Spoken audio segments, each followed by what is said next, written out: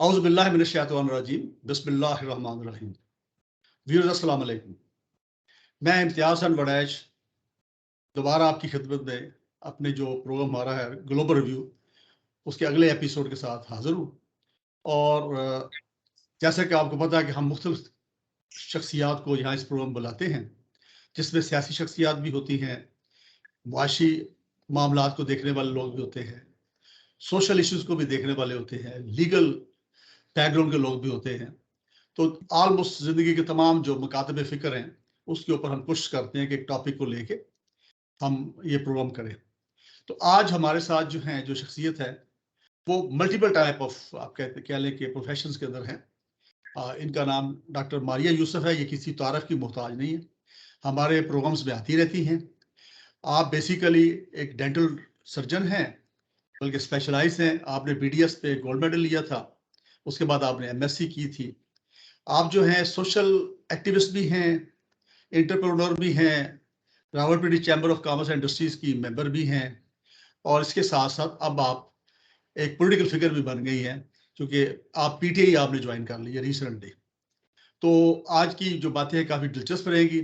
Doctor Maria Yusuf, बहुत शुक्रिया आपने टाइम निकाला। अस्सलाम वालेकुम। Assalamu alaikum, Dr. Imtiaz. Thank you so much. It's always an honor to be here on the show.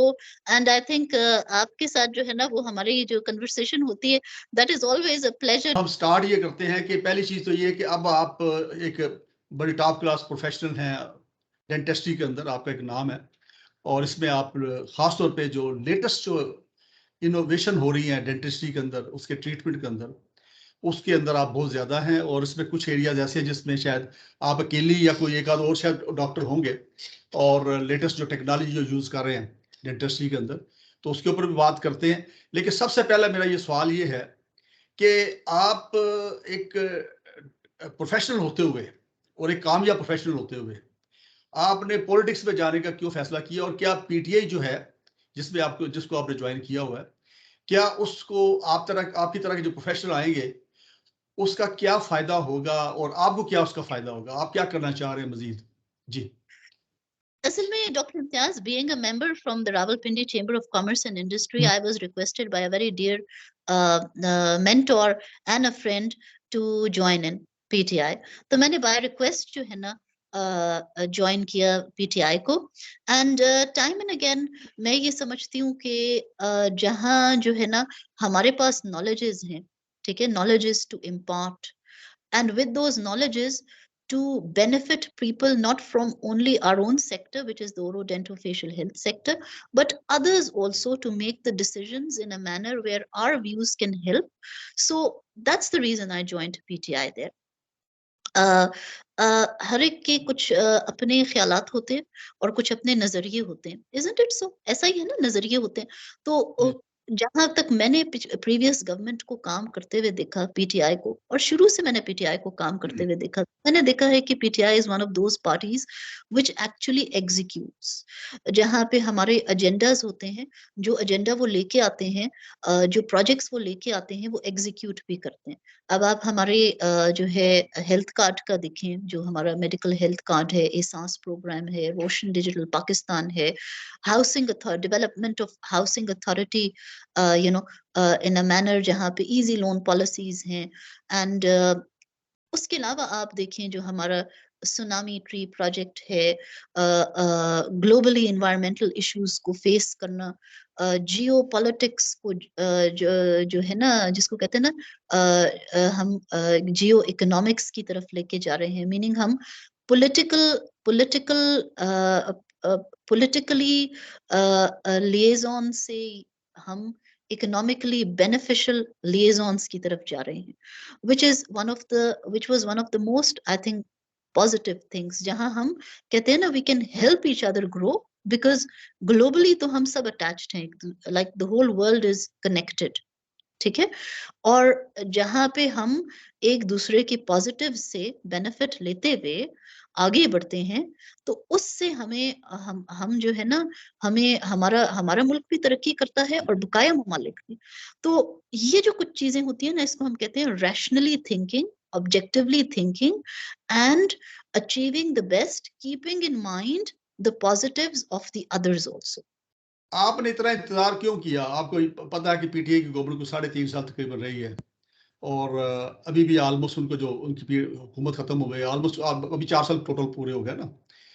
तो आपने पहले ज्वाइन क्यों नहीं किया और अब ज्वाइन करने का फैसला क्या किया, क्यों किया और किस चीज़ से ज़्यादा आप कह लें कि इम्प्रेस होके आपने ये डिसीजन लिया कि आप पॉलिटिक्स में आए? असल में जी मुझे पहले भी पॉलिटिक्स में आने के लिए कहा गया था जी। I was asked to join in as they say PMLN, लेकिन मैंने उस वक्त नहीं एक्सेप्ट किया जी। I didn't come into that party. मैंने फिर पीटीआई इसीलिए ज्वाइन की, जो रीजंस मैंने आपको बताए, कि मेरा अपना जो समहाउ मैंने जिस तरह से एनालाइज किया पीटीआई की वर्किंग को, जिस तरह से मैंने पीटीआई को मुल्क के लिए बेहतरी की तरफ मुल्क को बेहतरी की तरफ ले जाते हुए देखा, उस हिसाब से जो है ना मैंने जो है डिसीजन पीटीआई का, जब मुझे ऑफर किया गया पीटीआई में आने के लिए, तो मैंने जो है ना एक ऑनेस्टी के बेसिस पे काम करते हुए जो है ना पार्टी को देखा है, जो and that's the reason I joined in. अच्छा डॉक्टर साहब ये बताइए कि आपने पीटीआई ज्वाइन कर ली और ज़ाहिर बात है कि जो भी पार्टियाँ होती हैं, सियासी जमातें होती हैं, उनके अपने मैनिफेस्टो होते हैं, अपने प्रोग्राम्स होते हैं, उस पे वो कुछ अमल भी करते हैं, कुछ अमल नहीं कर पाते, फिर उसमें कुछ टाइम चाहिए होता है। अब मैं ये समझता हूँ कि जब पीटीआई की हुकूमत थी, तो उसके अंदर जो लोगों को ये शिकायत थी कि महँगाई बहुत, उसका आगाज़ हो गया था महँगाई का ना।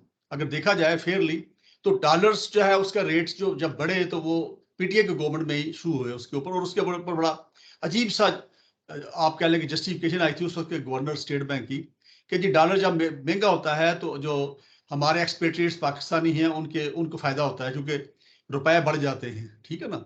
तो वो डॉलर्स को जो आप कह लें फ्री कर दिया उन्होंने, और उसके बाद अपनी मर्ज़ी से वो एकदम से आपको पता है कुछ शूट करके अब 106, 105 पे था, तो काफ़ी ऊपर चला गया, और उसके बाद फिर मज़ीद ज़ाहिर है जो मौजूदा गवर्नमेंट है, इसके दौर में मज़ीद बढ़ा है।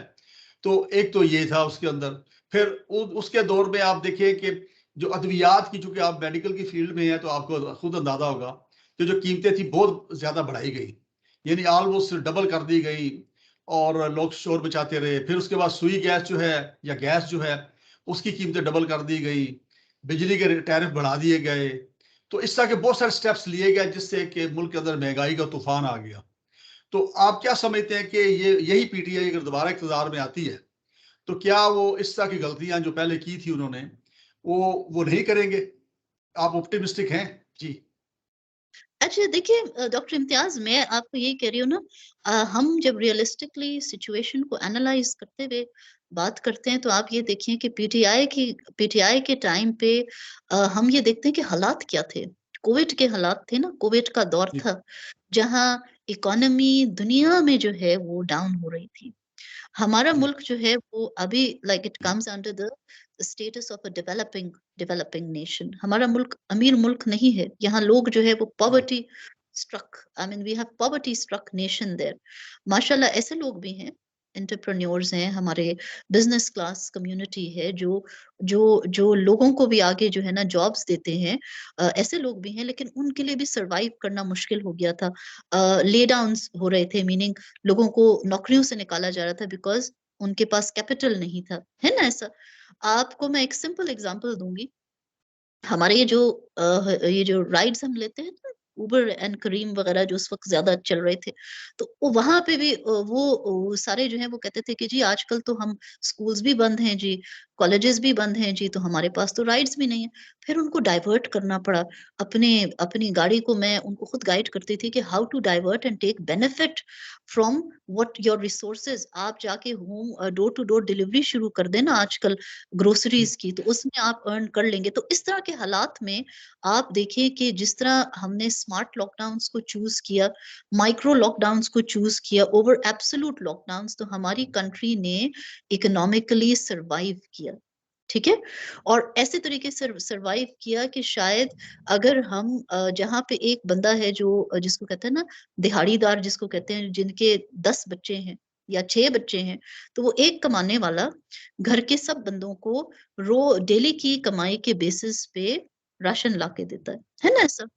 He brings, जी, I mean, he feeds the whole family उसको उसकी अगर दिहाड़ी बंद हो जाती है तो वो घर वाले जो है ना वो और इश्यूज से उनकी जो है ना जिसको कहते हैं हमारा मॉर्टेलिटी रेट बढ़ जाता, मीनिंग मेल न्यूट्रिशन की वजह से जो है ना हमारे लोग जो है वो और ज्यादा इफेक्ट होते, तो हमें अपनी कंट्री का स्टेटस देखना पड़ता है ना। हर कोई तो नहीं सरवाइव कर सकता without an income on a daily basis. ऐसे हालात चल में जब डिसीजंस लिए गए जी तो जी हम समझते हैं कि हालात को देखते हुए जो डिसीजंस लिए गए तो हमारी पीटीआई की गवर्नमेंट ने बहुत अच्छी तरह परफॉर्म किया। वैक्सीनेशंस को देखें कैसे कंडक्ट किया गया, लोग जल्दी रोजगार की तरफ वापस चले गए। सो ये पॉजिटिव्स है ना। तो अब अगर हम देखें कि हम अगर देखें हम रिजल्ट्स देखते हैं, अगर हम उस दौर की महंगाई को कंपेयर करें अभी के साथ, तो अभी महंगाई की सिचुएशन क्या है। उसके बाद से जो है हम गवर्नमेंट अगर चल रही होती तो आज जो है जो एजेंडा उनके पास था तो बेहतरी के हालात की तरफ चली जाती ना बात, क्योंकि कोविड का दौर जो है कोविड का जोर टूट चुका था और हम वापस जो है हमने कंस्ट्रक्शन सेक्टर को इंसेंटिवाइज किया, उसमें बूम आया, एग्रीकल्चर सेक्टर को इंसेंटिवाइज किया, उसमें बूम आया। तो इन चीजों को हम लेके आगे बढ़ रहे होते तो वो things would have gone towards betterment as they say, isn't it so? जी लेकिन चलिए हम अगर 5 साल का दौर मुकम्मल करते, अब जाहिर है बीच में अगर आप ओवरटेक कर रहे हैं या ओवरराइड कर रहे हैं इस पर्पस के साथ कि हम महंगाई को नीचे लेके जाएंगे, तो इन आप देखिए कि वो इंस्टेबिलिटी की वजह से, I mean because of instability, मैं तो उन लोगों में से हूं जो एंड रिजल्ट देखूंगी। तो हमने अभी देखा कि जी हमारे पास हमारी जो है जी पेट्रोल की प्राइसेस भी बढ़ गई, उसके साथ आप देखें आज गोल्ड का रेट आप देखें कहाँ पहुंच गया हुआ है, इलेक्ट्रिसिटी का रेट देखें, तो ऑब्वियसली जो डेली परचेजिंग की जो आइटम्स हैं या आर्टिकल्स हैं उनकी प्राइसेस भी बढ़ गई ना। तो जो हुकूमत को जिसको कहते हैं ना if you bring a government down, तो जो उसके साथ अचीवमेंट आप जो हम जो which was expected that did not happen. I mean the prices still were going high. अगर वही गवर्नमेंट रहती तो पॉलिटिकल स्टेबिलिटी भी रहती एंड हम जो है उन हालात के बाद कोविड के हालात के बाद दोबारा राइज की तरफ, चलिए जिस तरह ठीक है हम डॉक्टर साहब, मैं ये अब एक सवाल सियासी और करूंगा, फिर आपके प्रोफेशन की तरफ थोड़ा आऊंगा। अब देखिए ये इमरान खान साहब जो हैं, आपने देखा कि ये जो दोनों सूबों केपी के और पंजाब की असम्बलीज को डिसॉल्व करने की इन्होंने बात की। आप पहले तो ये कि एक लॉन्ग मार्च पहले किया और यहाँ पे आके इस्लामाबाद में आके उसको कॉल ऑफ कर दिया। लोग 25 मई की बात है, 25 मई 2022 को का वाकया मैं बता रहा हूँ कि लोग मार मूर खा के मतलब मुख्तलिफ जो इलाकों से जब यहाँ पहुंचे तो आके इन्होंने उसको कॉल ऑफ कर दिया। फिर उसके बाद नेक्स्ट जो लॉन्ग मार्च हुआ जिसके अंदर वो एपिसोड भी हुआ जब जिसपे इमरान खान साहब के ऊपर अनफॉर्चुनेटली हमला भी हुआ। और उसके बाद लॉन्ग मार्च जो चलती रही, कई जिलों में घूमती रही फिरती रही, कई दिनों के ऊपर वही थी। फिर एंड में आके जब रावलपिंडी पे पहुंचे तो वहां पे आके उन्होंने कहा जी कि मैं तो जो असम्बलियां जो खत्म कर रहा हूँ, सूबाई असम्बलियां, ठीक है ना, उससे हम निकल रहे हैं। अब उसके बाद फिर डेट देनी शुरू कर दी कि जी 17 दिसंबर को मैं बताऊंगा कि किस तारीख को करना है। फिर 23 दिसंबर को जी हम तोड़ेंगे, वो असम्बली जो है डिसॉल्व करेंगे। मुझे ये बताएं कि मुझे तो ये लग रहा है फेयर स्पीकिंग कि इमरान खान साहब असम्बलियां डिसॉल्व ही नहीं करना चाहते और ना ही चाहते थे। और ये चाहते थे कि कोई ना कोई दूसरा फरीक जो है, जैसे पीडीएम की गवर्नमेंट है या जो भी है, ये कोई ना कोई ऐसा स्टेप ले लेंगे जिसपे हमारी असम्बलियां तोड़ने में कोई रुकावट पैदा हो जाए ताकि हम असम्बलियां ना ही तोड़ें। और ऐसा ही हुआ, आपने देखा कि यानी 17 दिसंबर को 23 दिसंबर की डेट दे रहे हैं कि 23 दिसंबर को हम इसको तोड़ेंगे असम्बलियों को। तो ये जिन्होंने काम करना होता है वो आप देखिए कि पहले प्लान करके आते हैं। जब यानी जब ये पिंडी में आए थे तो इनको चाहिए था कि पहले प्लान कर लेते और सारा सबसे डिस्कस कर लेते जो भी स्टेक होल्डर थे उनके, और पिंडी में अनाउंस होता तो साथ ही गवर्नर्स को एडवाइस चली जाती चीफ मिनिस्टर्स की तरफ से असम्बलियां डिसॉल्व करने की। तो इसके ऊपर आप क्या कहेंगे? अच्छा देखिए, मैं सिर्फ इतना कहूंगी आपको कि जब आप एक कोई कॉल कोई जैसे आपने कहा ना लॉन्ग मार्च की कॉल आप रखते हैं, तो जाहिर है हमने लोगों की सेफ्टी भी देखनी होती है, अपनी सेफ्टी भी देखनी होती है, which is again as they call it, you have to I mean deal with things in a very mature manner.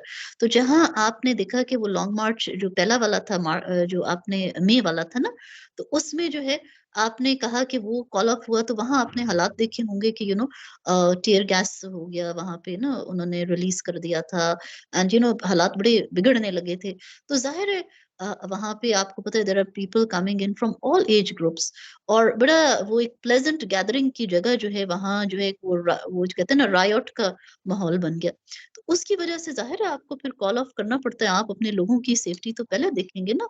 अगर जो है ऐसे कोई हालात हो गए तो फिर आप ज़ाहिर है कॉल ऑफ करेंगे ताकि वहाँ जो है किसी किस्म की जिसको कहते हैं ना किसी किस्म का जानी नुकसान ना हो।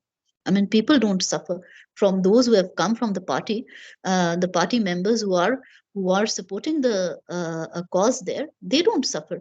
Similarly, अगली दफा भी अभी जब आप कह रहे हैं कि जी वहाँ पे जब हो गया वहाँ पे खान साहब के ऊपर जो है एक जो है ना वो फायर जो है वो ओपन कर दिया गया था एंड ही वाज वुंडेड। तो जाहिर है फिर उस उन हालात को भी देखते हुए it was something which should not have happened. A person who is standing up for the country for the nation, तो हम अपने लीडर्स को लुक अप करते हैं ना। तो जब ऐसे हालात हो जाते हैं तो जाहिर है फिर औरों की सेफ्टी, साथ जितने लोग इंजर हुए, all these things have to be kept in mind before. I mean अगर हम उस तरह से तो हम रैशनैलिटी के साथ जब हम डिसीजंस लेते हैं तो हम लोगों की सेफ्टी फैक्टर को देखते हुए ही जो है ना आगे बढ़ते हैं। तो अगर हम अगर उन हालात में भी कंटिन्यू करते रहते उसी तरीके से, तो फिर ये है कि हम तो अपने लोगों को जेपटी में डाल रहे हैं ना, isn't it so? तो इस नहीं वजह नहीं से जो इसमें है नहीं नहीं डॉक्टर साहब, जो मेरा उस जो कंसर्न है ना, वो ये है कि आपने अगर असम्बलियां डिसॉल्व करनी है तो आप एक एक दिन अनाउंस करते हैं, फिर आप कहते हैं जी हम डिस्कस करेंगे, फिर उसके बाद आप बाद में अनाउंस करते हैं जी 17 दिसंबर को मैं डेट बताऊंगा किस दिन डिसॉल्व करनी है। मतलब जिन्होंने ये काम करना होता है वो इस तरह डेटे नहीं देते। और मेरा तो ख्याल ये है कि इमरान खान साहब चाहते थे कि उनको डेटे दे के लटका के, इसमें दो ऑप्शन हो सकती हैं। एक ऑप्शन तो ये हो सकती है कि हो सकता है गवर्नमेंट जो है उनके साथ कोई नेगोशिएशन करे। एक तो ये ऑप्शन हो सकती है, टाइम देना चाह रहे थे शायद। लेकिन दूसरा ये है कि वो उनको टाइम देना चाह रहे थे या अपॉर्चुनिटी देना चाह रहे थे कि वो कोई ना कोई रोड़ा अटका दे, जैसा कि उन्होंने कर दिया। ठीक है ना। अब आपकी असम्बलियां जो है अभी फॉर टाइमिंग जो है वो डिजॉल्व नहीं हो सकती, क्योंकि आपके चीफ मिनिस्टर ने अंडरटेकिंग दे दी है लाहौर हाई कोर्ट के अंदर। तो ये जो काम अगर करना हो तो उसको फौरी किया जाता है। ये एक शिकवा है मेरा ख्याल है कि जो पीटीआई के सपोर्टर हैं जिनसे हमारा राब्ता शाब्ता रहता है लोगों के साथ, उनको ये शिकवा है कि खान साहब जो चीज को लटका देते हैं। इसके ऊपर आप क्या कहेंगे? अच्छा, इसमें मैं आपको यही कहना चाहूँगी ना, what I would like to say to you is, मैं आपको इसमें ये कहना चाहूँगी कि जहाँ पे एमिकेबिलिटी की बात आ जाती है, तो वो चाह रहे थे कि गुफ्त-ओ-शनीद से पहले बात हो ना। अगर तो इलेक्शंस पे जो है कॉल आ जाती है, तो why to dissolve the assemblies? ये बात थी ना उसमें। अगर तो आप जो है इलेक्शंस कॉल कर लेते हैं, तो फिर तो असेंबलीज़ जो है वो तोड़ने का जो है ना कोई पर्पस नहीं रहता। लेकिन अगर आप इलेक्शंस नहीं कॉल कर रहे तो फिर असेंबलीज डिसॉल्व करने के बाद ऑटोमेटिकली हालात ऐसे बन जाते हैं कि इलेक्शंस होंगे। जी दैट ठीक वाज है। The purpose. चले चले अब आपके प्रोफेशन की तरफ आते हैं। अच्छा डॉक्टर साहब, मुझे इल्म हुआ है कि आपके पास एक जदीद को टेक्नोलॉजी ऐसी है डेंटिस्ट्री के अंदर, जो शायद आप और एक आध और किसी डॉक्टर के पास है। तो आप बताएंगे वो कौन सी टेक्नोलॉजी है आपके पास? जी, एक तो जी ब्रेसिस बिल्कुल के बारे आपने में गालबन। बिल्कुल, मैं शुरू में भी आपने बड़ी अच्छी बात की कि I think you said that I am towards the innovative dentistry. तो मेरा जी पैशन और इंटरेस्ट जो है वो है to bring to go for to pursue innovative dentistry in a manner जहां आजकल मैं काम कर रही हूँ। जी मेरे बल्कि फाइनेंशियल जो एडवाइजर हैं मेरी कंपनी के, digital smile design dental and medical centre, वो उन्होंने फाइनेंशियल फीजिबिलिटी कंप्लीट कर ली है साइट ऑफिस की, जो मेरे हॉस्पिटल के साइट ऑफिस की जी। मेरे digital smile design technology based dentistry जो है ना जी, वो बकाया दुनिया में जो है उस पे उस टेक्नोलॉजी के बेसिस पे प्रैक्टिस होती है। I mean the world has progressed to in a manner that dentistry I always say has become digitalized.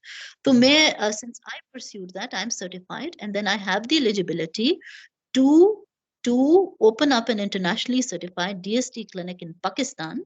तो उसमें जो है ना उसमें जो है वो मैंने चूँकि ग़ालिबन मैं ही हूँ जिसने ये एलिजिबिलिटी ली हुई है, तो उनके उनके क्राइटेरिया पे मैं हॉस्पिटल भी बनाऊँगी जिसमें मेडिकल साइड भी उसी उसी क्राइटेरिया और उसी स्टैंडर्ड को इस तरह से फॉलो करेगा कि मेडिकल ग्रुप्स जो है ना या जो डिपार्टमेंट्स हैं वो हम बाहर से लेके आएंगे, और साइट बिल्कुल ऑफिस पे भी हम के पैरामीटर्स फॉलो करने हैं। क्योंकि लेटर में होता है, क्लियरली लिखा होता है कि आप you should have a digital footprint, फिर आपकी जो है आपके पास डिजिटल जो है ना सॉफ्टवेयर सोल्यूशन होना चाहिए, फिर आपके पास आपका लुक फील एंड एम्बियंस ऐसा होना चाहिए कि वो इंटरनेशनल स्टैंडर्ड पे हो। तो ये चीज जो है ना, एक तो जो है इंटरनेशनली सर्टिफाइड होने के लिए उनका अपना criteria, they you should have a DST consultant on board. So I meet up that criteria where I can go for the DST consultants, right? तो वो अगर मैं DST कंसल्टेंट हूँ ही टीम में, तो फिर ही आगे जो है वो सर्टिफाई भी होगा और बकाया टीम जो है वो ट्रेन भी होगी और ऑडिट रिपोर्ट भी जनरेट होगा। तो जो है मीनिंग वो ऑडिट रिपोर्ट जनरेट करेंगे और आपको सर्टिफाई करेंगे। तो एक तो ये चीज हो गई जी, मैंने इस चीज को परस्यू किया, इसलिए जो है वो जी मेरे लिए उन्होंने क्राइटेरिया बता दिया कि आप DST कंसल्टेंट बनेंगी तो हमारे बोर्ड की तरफ से या हमारे एकेडेमिया की तरफ से आपने जो है 3 केसेस करने हैं उनसे, उनके लैब से, जिसमें 2 केसेस में जो है मॉकअप्स जो है वो उनके लैब से बनेंगे। मैन्युफैक्चरिंग आप पाकिस्तान में भी किसी लैब से कर सकते हैं, बिकॉज सोशो इकोनॉमिक स्टेटस हमारे यहाँ लोगों की ऐसी है कि अगर हम कंप्लीट केस वहां से कंडक्ट करें तो वो बहुत एक्सपेंसिव हो जाता है। लेकिन एक फुल जी नेचुरल रेस्टोरेशन का केस जो है वो हम कंप्लीटली उन्हीं के लैब से कंडक्ट करेंगे with the mock-up and the manufacturing of as they say restorations. तो एक तो ये चीज हो गई। Secondly, ji I am the only currently the only fast braces provider in Pakistan.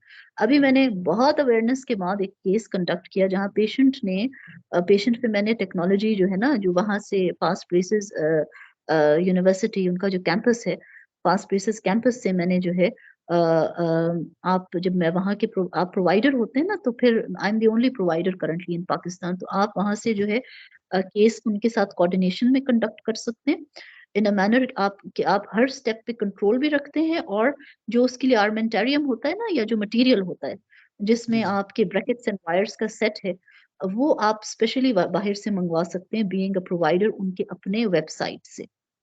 तो अ, तो फिर ये होता है कि आप ऑथेंटिकली केस कंडक्ट करते हैं and the results were amazing.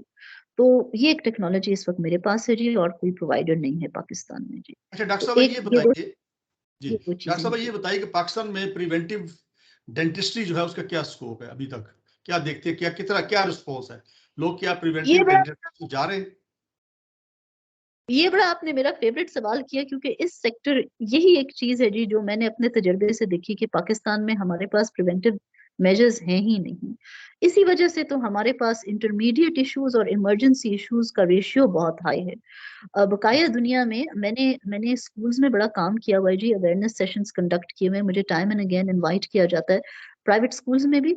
और उसके अलावा मैंने उसके बाद जो है ना, हमारा सोशल एक्टिविस्ट का ग्रुप है जी आलम फाउंडेशन के नाम से, which is ji then again catering towards the underprivileged। तो हम उनके इश्यूज भी रिजॉल्व करते हैं ना। वहां पे हमारा होता है कि पेरिफेरल एरियाज में जाके हम जो है कैंप्स वगैरह कंडक्ट करें, not only dental camps but medical and education related camps and towards nutrition etcetera etcetera. तो उसमें ये आ जाता है कि हमने देखा, मैंने शेल्टर होम्स में भी जाके देखा, मैंने बड़े अच्छे स्कूल्स में भी जाके देखा, तो हमारे पास किसी किसी स्कूल में भी मैंने ये नहीं देखा कि बच्चों के सीलेंट्स हुए हैं। अब कैविटीज जो है ना, कैविटीज जिनको कहते हैं डेंटल केरीज हम कहते हैं, इज वन ऑफ जी द बिगेस्ट इशू। दांत को कीड़ा जो है लगना बड़ा कॉमन इशू भी है और सबसे बड़ा इशू है पाकिस्तान में। उसके बाद मैंने एक और चीज जो मेरे नजरिए में प्रैक्टिस में मैंने देखा है, जो सब बहुत ही बड़ा इशू है, बल्कि वो मुझे सबसे बड़ा इशू लगता है, वो है पेरियोडोंटाइटिस। हम लोग स्केलिंग एंड पॉलिशिंग भी नहीं करते टाइम पे, हम कहते हैं दांत घिस जाएंगे, हम रोक के रखते हैं, हमारे यहाँ अवेयरनेस नहीं है, और उसकी वजह से जो है लोग इन ऑफिस जो है ना क्लीनिंग करते ही नहीं है आके। और कंसल्टेशंस का कोई कॉन्सेप्ट नहीं है हमारे यहाँ। होता है कि अगर दर्द है या कोई तकलीफ है तभी हम डॉक्टर के पास जाए ना, ऐसा ही है हम्म, ना। मगर बकाया दुनिया में ये है कि एक प्रोटोकॉल है, whether you require any treatment और नॉट, गेट योर चेकअप और कंसल्टेशन डन आफ्टर 6 months। उस जी वक्त हमें पता चलता है कि जी आपके क्या क्या इश्यूज हैं, साइलेंट इश्यूज जिनको हम पहले से केटर करेंगे ही तो आपके जो है ना हम फ्यूचरिस्टिकली इश्यूज को रिजॉल्व कर सकते हैं। तो 3 चीजें, सीलेंट्स जो कि मेरे हिसाब से सिर्फ बच्चों में नहीं होनी चाहिए, बड़ों में भी होनी चाहिए, क्योंकि हमारे कंट्री में तो बच्चों ने किसी स्टेज पे किसी बच्चे की सीलेंट्स करवाई ही नहीं गई, तो जब बड़े हमारे पास आते हैं तो उनकी तो सीलेंट्स नहीं हुए होते ना, तो हमें किसी स्टेज पे भी अभी अभी इन इश्यूज को कंट्रोल करने के लिए हर एज ग्रुप में हमने सीलेंट्स करने हैं। वैसे जो प्रोटोकॉल होता है वो ये होता है कि स्कूल गोइंग बच्चों के सीलेंट्स कर दिए जाते हैं, देन फॉर लाइफ उनको मेंटेन किया जाता है, देखा जाता है कि सीलेंट्स इन प्लेस हो, इंटैक्ट हो, तो फिर उनकी कैविटीज होती ही नहीं है। तो जब कैविटीज नहीं है तो जो 90% ऑफ डेंटिस्ट्री है ना, मीनिंग जो रिवॉल्व करती है डेंटल ट्रीटमेंट्स, वो कहते हैं ना सबसे बड़ा जो इशू है वो cavities he, like caries is the biggest killer of tooth. तो जहाँ कैविटी नहीं है तो फिर ये रूट कनाल्स की भी जरूरत नहीं पड़ेगी, एक्सट्रैक्शंस की भी नहीं पड़ेगी। अगर एक्सट्रैक्शंस करते हैं तो रिप्लेसमेंट्स की जरूरत पड़ती है, इम्प्लांट्स की, तो इन चीजों की डिपेंडेंस या इन चीजों की जरूरत कम हो जाती है।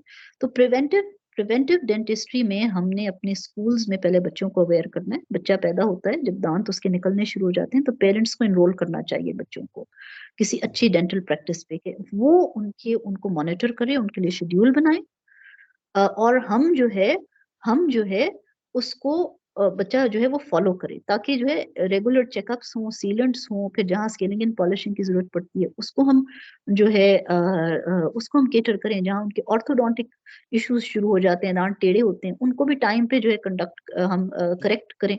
तो ये, और बड़ों में भी हमें जो है इट्स नेवर टू लेट, आप जिस स्टेज पे भी हैं आप आए, अपने आप को एनरोल करें, हम आपको आपके मुताबिकत से कस्टमाइज ट्रीटमेंट प्लान देंगे, ताकि हम जो इमीडिएट इश्यूज हैं, साइलेंट इश्यूज हैं, उनको भी रिजॉल्व करें। और अगर आपको कोई इमरजेंसी इशू, आप लाइक कोई इस तरह का इमरजेंसी इशू हो गया हुआ है ना आपको, आपके साथ कि आपको पेन है, तो हम साइड बाय साइड अगर देखते हैं कि जी बकाया दांतों में भी कीड़े लगे हुए हैं या आपके मसूड़े फूले हुए हैं, तो आप हमारी हिदायत पे अमल करें, ताकि जब आपके पेन रिजॉल्व हो तो आप बकाया दांतों को भी टाइम पे ट्रीट करें, ताकि ये इश्यूज दोबारा ना हो ना कि आप किसी और टूथ के पेन के साथ हमारे पास उस वक्त वॉक इन करें जब आपको ज्यादा इन्वेसिव किस्म की ट्रीटमेंट प्लान की जरूरत हो, है ना ऐसा। जी जी तो जी डॉक्टर साहब, अच्छा। अब ये है कि ये जो लोगों का इस तरफ जो रुझान नहीं है प्रिवेंटिव डेंटिस्ट्री की तरफ, उसकी वजह ये तो नहीं कि इस वक्त चूंकि जो डेंटल ट्रीटमेंट है या उसकी कंसल्टेंसी जो है ये काफी एक्सपेंसिव हो गई, पाकिस्तान पूरी दुनिया में हो गई है, पाकिस्तान में भी काफी है, तो कुछ लोग अफोर्ड भी नहीं कर पाते होंगे। उसका क्या वे आउट हो सकता है? क्या आपको गवर्नमेंट की तरफ से कोई ऐसी सपोर्ट आए या कोई ऐसा प्रोग्राम हो जिसमें जो आम लोग हैं, जो कि मजदूर हैं, इस लेवल के लोग हैं जिनकी इतनी इनकम नहीं है कि वो अफोर्ड कर सके इस तरह की जो कंसल्टेंसी है या फिर ट्रीटमेंट जो है जो कि बहुत एक्सपेंसिव है, तो इसमें कोई देखते हैं आप पाकिस्तान के अंदर कोई ऐसा स्कोप, ऐसी कोई चीज नजर आ रही है? उम्मीद की कोई ऐसी किरण नजर आ रही? जी, अच्छा ऐसा है ना डॉक्टर इम्तियाज, क्वेश्चन क्वेश्चन आपका बड़ा अच्छा था। आप ये देखें ना कि हमारे पास जब मेडिकल हेल्थ कार्ड्स की तरफ जब बात गई, तो वो देखिए एक आगाज था ना, एक ऐसे आगाज था कि हमारे यहाँ जो लोग डिप्राइव्ड रहे हैं हेल्थ कवरेज से, या जो लोग डिप्राइव्ड रहे हैं इस तरह से कि वो क्वालिटी ट्रीटमेंट्स नहीं करवा सकते थे, कि उनके पास इतने वसाइल नहीं थे, I mean they could not afford it. तो उसके लिए then I mean we feel that this was a very good initiative, और जब भी कोई प्रोग्राम आगे बढ़ता है तो फिर वो उसमें एडिशंस होते रहते हैं, फिर आप फर्दर ऑन जो है ना उसमें आगे जो है प्रोविजंस जो है वो देते रहते हैं, और उसमें एड अप उसको ना आगे बढ़ाते हैं, एड अप करते रहते हैं उसमें facilities. So we were I mean I have been always hopeful that at one point we will have a dental coverage also into that। वो सबसे बड़ा बेनिफिट होगा हमारे लोगों जी को कि वो जो है ना डेंटल ट्रीटमेंट को अफोर्ड कर पाएंगे। ओके, एक ये चीज। सेकेंडली, मैंने personally I sat with insurance company and मैंने उनको बड़ा कहा कि जी हमारे यहाँ जब आप इतनी सारी हम बहुत सारी इंश्योरेंस पॉलिसीज पे फोकस करते हैं, जिसमें मेडिकल इंश्योरेंस है, मैरिज इंश्योरेंस है, एजुकेशनल पॉलिसीज हैं, तो क्यों ना कि हम डेंटल हेल्थ इंश्योरेंस पे भी फोकस करें, जो कि पाकिस्तान में नहीं है, कोई भी इंश्योरेंस कंपनी अभी डेंटल कवरेज नहीं दे रही। तो उसके लिए मैंने जी वर्किंग भी की, क्रेडिट कार्ड्स की तरह मैंने उनको बताया कि जी अगर हमने इतना अमाउंट पे हम बिगिन करें ना, प्रीमियम पे स्पेसिफिक अमाउंट मैंने उनको बताया, तो उसमें हमारी जो बेसिक ट्रीटमेंट्स हैं, जिसमें साल की 2 कंसल्टेशन, स्केलिंग एंड पॉलिशिंग और सीलेंट्स वगैरह तो शामिल हो ही जाते हैं ना, जो जो हमारे प्रिवेंटिव मेजर्स हैं along with इमरजेंसी मेजर्स, वो तो कवर हो ही जाते हैं। फिर सेकंड सेकंड सेकंड जो है ना सेकंड क्राइटेरिया ये होता है कि उसमें आप इंटरमीडिएट ट्रीटमेंट्स भी ऐड कर लें, और थर्ड क्राइटेरिया ये है कि आप एस्थेटिक्स भी उसमें ऐड कर लें ना, तो वो उसमें फिर प्रीमियम बढ़ता रहता है जितनी आप एडवांस लेवल पे जा रहे हैं। तो हम इस तरह से आगाज ले सकते हैं, लेकिन एक्चुअली ये होता है ना कि अभी चूंकि यहाँ पे ऐसा ऐसा सिस्टम इस्टेब्लिश नहीं हुआ, हमारी इंश्योरेंस कंपनीज ने ऐसा सिस्टम इस्टेब्लिश नहीं किया, तो उनके अपनी रिजर्वेशन हैं। वो ये कहते हैं कि जी 32 दांत हैं और इश्यूज तो बड़े फ्रिक्वेंटली हमारे यहाँ लोगों को होते हैं, और जाहिर है कि होते भी हैं। तो हमें कंपनी को जो है वो बहुत ज्यादा पे करना पड़ेगा, जिससे कंपनी को जो है ना लॉस होता है। मीनिंग अगर आपने हेल्थ इंश्योरेंस की, लाइफ इंश्योरेंस की, तो उसके चांसेस परसेंटेज में कम होते हैं ना। मीनिंग अगर आपको कार्डियक इश्यूज हैं तो कम चांसेस होते हैं लोगों को कार्डियक इश्यूज होने के। लेकिन डेंटल ट्रीटमेंट तो आपकी जो है कंटिन्यूस मॉनिटरिंग और continuous consultations and continuous scaling and polishing और सीलेंट्स और इस तरह के और ट्रीटमेंट्स हैं जिनके अराउंड जो है रिवॉल्व करेगी, क्योंकि हमारे यहाँ लोगों के इंटरमीडिएट इश्यूज भी बहुत ज्यादा हैं, फिलिंग्स भी चाहिए होती हैं, साइलेंट इश्यूज जिनको कहते हैं, इमरजेंसी इश्यूज भी ज्यादा हैं। तो कंपनी अगर प्रीमियम ले भी रही है ना, तो उनको इन रिटर्न पे भी करना पड़ेगा। तो इसलिए जो है वो रिजर्वेशन आ जाती है इंश्योरेंस कंपनीज की। इसमें शायद एक वजह डॉक्टर मारिया ये भी है कि वो शायद इस तरह के जो प्रिवेंटिव ट्रीटमेंट है या इस तरह की चीजें हैं, इसको वो आप जैसे आपने बताया एस्थेटिक या आप कॉस्मेटिक आप कह लें कि एरिया समझते हैं शायद कि इसकी शायद इतनी जरूरत नहीं है। जनरली आप देखें ना, इसको इस तरह लिया जाता है। और ये आप देखें जो भी मेडिकल ट्रीटमेंट होते हैं मुख्तलिफ कंपनी, चूंकि आपको पता है मैं कॉर्पोरेट लॉयर भी हूँ, कंपनीज का वकील भी हूँ, बहुत सारी कंपनियां मेरी क्लाइंट्स हैं।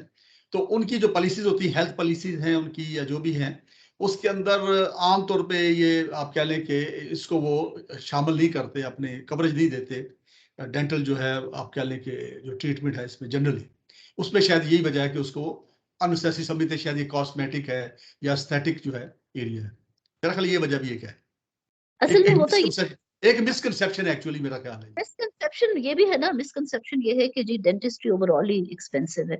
एस्थेटिक कवरेज जो होती है ना, जिसको कहते हैं ना डेंटल, जो एस्थेटिक्स पे तो बाहर के ममालिक में भी जी जी कॉस्मेटिक डेंटिस्ट्री जो है वही लोग ऑप्ट उसके लिए ऑप्ट करते हैं जो अफोर्ड कर सकते हैं, और एस्थेटिक्स की कवरेज जो है ना वो बहुत ही कम होती है, बिकॉज ये एक लग्जरी है ना, जिसको कहते हैं लग्जरी है।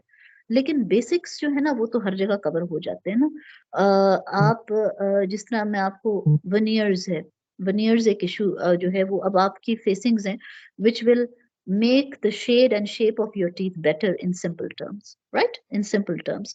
तो वो एक कॉस्मेटिक प्रोसीजर में आ जाता है। तो ये कुछ चीजें होती हैं जिनको वहां पे भी जो है ना इंश्योरेंस कंपनीज कवर करती हैं, और कुछ प्रोसीजर्स को, कुछ प्रोसीजर्स को एंड कुछ प्रोसीजर्स को नहीं कवर करती। तो एस्थेटिक्स तो जाहिर है ही एक्सपेंसिव। हम हमने इसीलिए मैंने यही सोचा कि हम grade by grade socio economic status देखते हुए, जिसको हमारा एक टर्म होता है ना जी जो हमारे हेल्थ सेक्टर में हमारा एक टर्म होता है इन सोशो इकोनॉमिक स्टेटस। हम बल्कि सर्जरीज में ये टर्म फ्रिक्वेंटली जी यूज करते हैं, पेशेंट को अफोर्डेबिलिटी देखे किसी की पेशेंट। बिल्कुल देखते हैं। तो आपकी जो भी नेचर ऑफ जॉब है, जो भी नेचर ऑफ वर्क है, बिजनेस है, उसके मुताबिकत से आप इंश्योरेंस प्लान लें।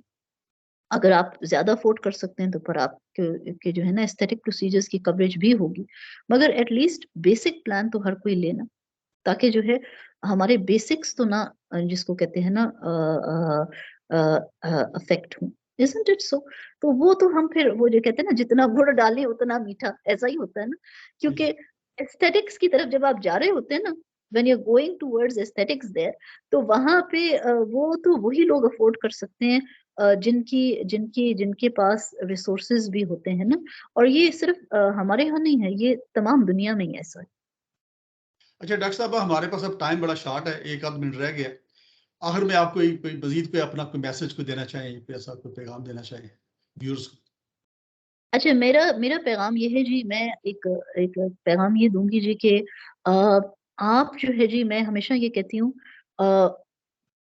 प्रिवेंटिव डेंटिस्ट्री की जहाँ चले आपने बात की, तो फोकस कीजिए, फोकस कीजिए। हर हर everybody should work on to an individual basis for the betterment of themselves and their children, their future generation, to to to be aware enough that get get your children and yourself, I mean, get your orodentofacial health optimized. medically be, your medical health should be, I mean, you should be medically fit, mentally fit, physically fit, they say, and उसी में आपकी जो है ना preventive dentistry का role भी आ जाता है। बल्कि इसमें मैं थोड़ा ऐड कर देता हूँ, ऑल्दो मैं आपकी फील्ड के लिहाज से लेमैन हूँ, कि अगर आपके दांत दुरुस्त नहीं है तो आपकी बाकी सेहत भी दुरुस्त नहीं है, क्योंकि आप सही चबा नहीं सकते चीज। दांत भी तो आप ओरल दांत तो देखिए ओरल कैविटी का एक हिस्सा है ना, उसमें सॉफ्ट टिश्यूज भी आ जाते हैं, हार्ड टिश्यूज भी आ जाते हैं। तो अगर आप अपनी soft tissues and hard tissues दोनों की हेल्थ को तरजीह देंगे तो फिर उसमें ये होगा कि आपने अपने एक स्माइल से, एक ऑप्टिमम स्माइल से उसको भी एक लंबे अरसे के लिए या for a longer period of time you've saved, I mean, your youth, isn't it so? You are younger, a better person, a person with a personality for a longer period of time. आप as नहीं करते जल्दी। तो ये चीजें तब होती है ना कि जब आप शुरू से ही कॉन्शियस इनफ हो या आपके पास अवेयरनेस हो। तो इसलिए आप जिस स्टेज पे भी हैं, मेरा पैगाम ये है कि आप अपने आप को किसी अच्छे प्रैक्टिस पे इनरोल करवाएं, किसी अच्छे किसी अच्छे प्रैक्टिस पे आप इनरोल करें और प्रिवेंटिव मेजर्स पे फोकस करें। सिर्फ ये नहीं है कि आप वेट करें कि जी अगर किसी दांत में दर्द होगा तो तभी हम जाएंगे। दांत घिस रहे हैं लेकिन हम जा रहे नहीं हैं, मसीड़े फूल रहे हैं जी, हम जा रहे नहीं हैं, हम कहते हैं जी कोई दर्द नहीं है। तो हम अपनी ट्रीटमेंट्स को रोक के ना रखें। एक दफा आपकी हेल्थ ऑप्टिमाइज हो जाए, जो बिगिनर लेवल के प्रोसीजर्स हैं या जो नेसेसरी लेवल के प्रोसीजर्स हैं ना, वो कंडक्ट हो जाए तो फिर तो सिर्फ मेंटेनेंस चाहिए आपको। उसके लिए फिर आपको सिर्फ कंसल्टेशंस करनी होंगी और आपकी जो है ना हेल्थ को हम मेंटेन करेंगे। अपने बच्चों को भी टाइम पे एनरोल करें और आप खुद भी आएं। ये मेरा आपको पैगाम है। उससे ये है कि आप जो है you will be a very healthy and a bright person. As they say, a smile is that cosmetic which does not cost, but it has a very everlasting effect there. But to maintain that smile, initially आपको जो है ना थोड़ा invest करना पड़ता है अगर आपके इश्यूज हैं, लेकिन एक दफा आप जो है आपने जो है ना अपनी स्माइल को ऑप्टिमाइज कर लिया तो फिर वो यही बात आ जाती है कि it's the best cosmetic to wear. चलिए डॉक्टर मारिया, बहुत शुक्रिया, आपने हमें टाइम दिया। तो व्यूअर्स, आपने देखा आज का हमारा प्रोग्राम। इसमें आप देखिए कि हमने दो तीनों एरियाज कवर किए। एक तो हमने पीटीआई को भी थोड़ा टच किया है, क्योंकि डॉक्टर मारिया एक पॉलिटिशियन भी है और पीटीआई का हिस्सा है। इसके साथ साथ चूंकि वो एक बड़ी आप कह लें कि एक्सपर्ट जो प्रोफेशनल है डेंटिस्ट्री के अंदर, और स्पेशली जो इनोवेटिव डेंटिस्ट्री है उसके अंदर उनका बड़ा नाम है पाकिस्तान के अंदर। तो उसको भी हमने देखा, उसके ऊपर भी हमने बात की। तो इसी तरीके से हम नेक्स्ट जो भी हमारे, आपको पता है, जो प्रोग्राम चलते रहते हैं, मुख्तलिफ टॉपिक्स जो हैं शख्सियत के हिसाब से हम उसको डिस्कस करते रहते। तो मुझे अपनी दुआ में याद रखिए। Thank you so much. Yes, thank you so much. It's always a pleasure to be on the show there, and it's always good to impart knowledges. And inshallah, looking forward to the next topic also. Inshallah, जरूर हम जो है आगे भी जो है ना कोई अच्छा पैगाम जो है अपने viewers तक पहुंचाएंगे. And it's as usual, as I say, the show is hosted by you to perfection there. Okay, take care. Allah Hafiz. Okay, Shamli.